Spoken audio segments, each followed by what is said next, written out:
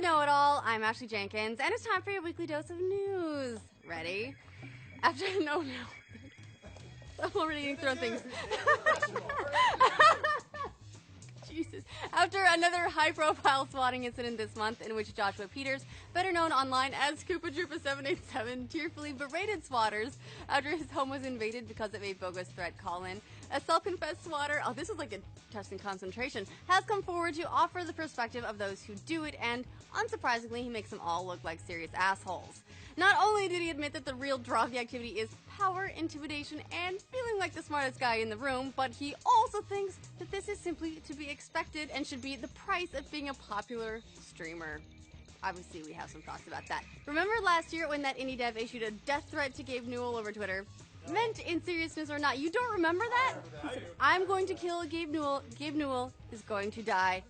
I remember those words. I got on Steam. Let's get off Steam. Well, it did get off Steam, because whether that was meant to be serious or not, Valve was not having that shit. They pulled the game, Paranautical Activity, and said they would never work with him again. And at the time, the developer, Mike Malbec, decided to leave his company, Code Avarice, and he left a snarky message then that he'd only ever get back into game development as one of 1,000 at some shitty corporation. Or, he could also just rejoin the same company, which is exactly what he did. He quietly rejoined a few weeks later. And the game itself, the studio sold off since they didn't have a hope of getting it published on PC's biggest digital distribution platform. And bam, there it is again. Now owned by Digerati Distribution, the game is back on Steam as a Digital Atonement Edition. Oh, snap. Do not fuck with Gabe Newell. Or me. Please don't fuck with me. Take that, And since we're on the subject of threats, the parent company of Bethesda, ZeniMax Media, has threatened legal action against indie developer and YouTuber Jordan Marin, aka Captain Sparkles, for using the word Fallout in his game's name, Fortress Fallout, a name suggested by his community, by the way, after his lawyers advised him that Bethesda is notoriously litigious, like, Scrolls, anyone? Marin decided to capitulate and is now looking for new name suggestions. Go. Nope. Go. Nope. Go. Nope. Captain Sparkle's Happy Adventure. Call of Duty. Fallout 4. Gabe Newell.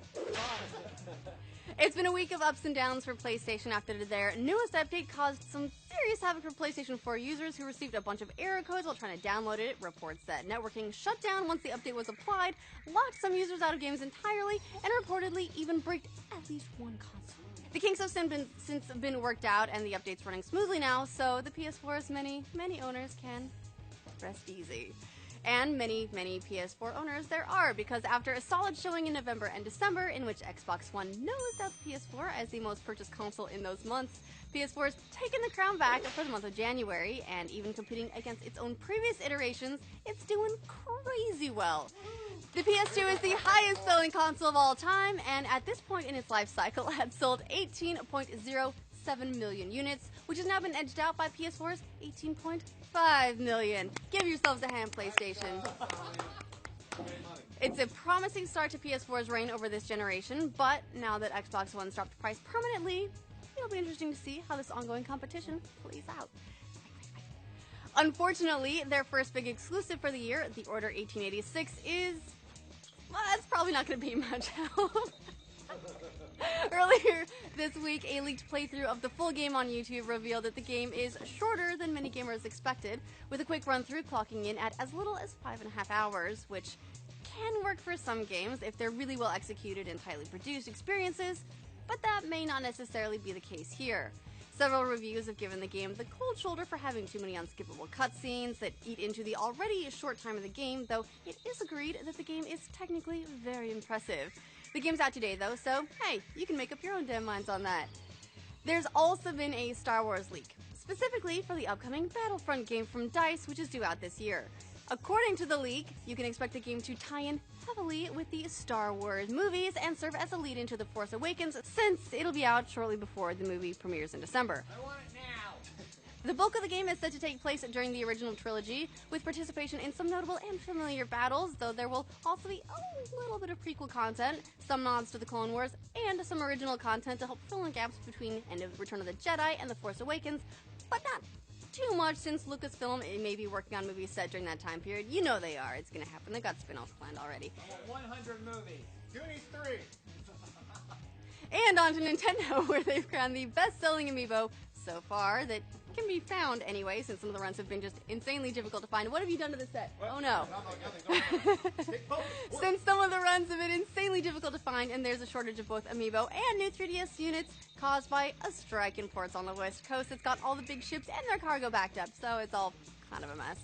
But of the amiibo available, the top sellers are Link, Mario, and Pikachu, at least in North America and Europe. In Japan, Kirby apparently ate Pikachu and took his spot.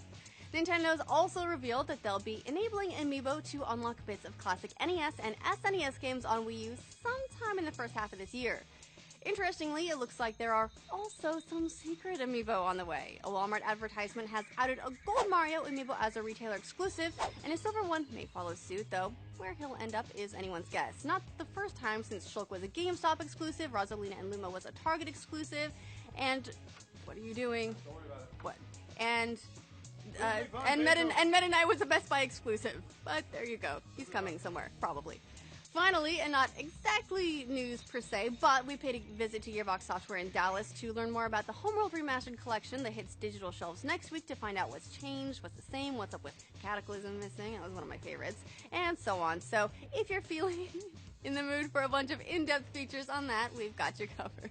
Ashley, did you like the game? Did it look cool? I like the game. It looks amazing. I'm a huge nerd about it, though, so of course I was going to be happy. Now, moving on to movies and TV as well, as District 9, Elysium, and Chappie director Neil Blomkamp has confirmed he'll be working on a new Alien movie next after taking us on an emotional roller coaster the last few weeks. First he teased it, then he said he was off the project. Also, that dude really loves making his announcements on Instagram. Whatever works for you, man. New media. Sigourney Weaver has been attached to the project previously, though no word if that's stuck through the on-again, off-again developments, but come on, she basically is the Alien movies at this point. Also, good or bad, depending on your outlook, is the revelation that the smug pricks who've read the Song of Ice and Fire novels by George R.R. Martin won't be able to spoil the Game of Thrones TV show anymore because the series is going to start killing off different characters. That one went a little. The development was revealed by Martin, who said, "People are going to die who don't die in the books, so even the book readers will be unhappy. Everybody better be on their toes. David and DB are even bloodier than I am." So, maybe time to get that Sabbatarian hashtag ready to go.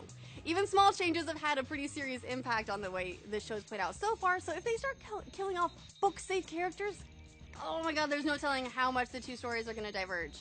I hope Ed Stark survives. Finally, in the world of tech, do you remember the Amazon drones? Yes. They could be in some trouble with new rules the FAA is proposing as to how and where the drones are allowed to go, which include limiting them to line of sight with the operator and keeping the max altitude below 500 feet, and also forbidding them to fly over anyone besides the operator. There are already restrictions on drones that forbid them from flying into airports and stuff, but there have been plenty of weird disputes with property owners shooting down drones straight across their property lines, and the drones have been used to peep into the houses of other people before, so it's not that surprising that they're being tightened down on. Looks like we'll just have to go with delivery blames for now.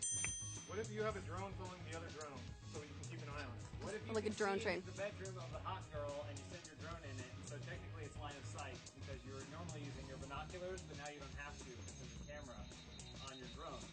And your drone is your penis. Move on. That's it for this week, but keep an eye on the know for news throughout the day, every weekday, and we'll be back next week for a whole bunch of stuff for your brain hole, even more information, whatever. Have a good weekend. Thank you, Ashley.